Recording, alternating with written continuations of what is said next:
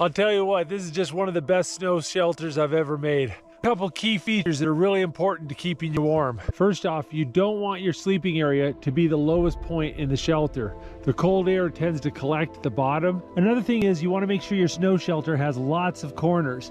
You don't want to allow the wind to blow straight into your snow shelter. Additionally, when you do have a corner, make a little extra room so when the wind comes down, it goes past the door instead of being funneled into the door.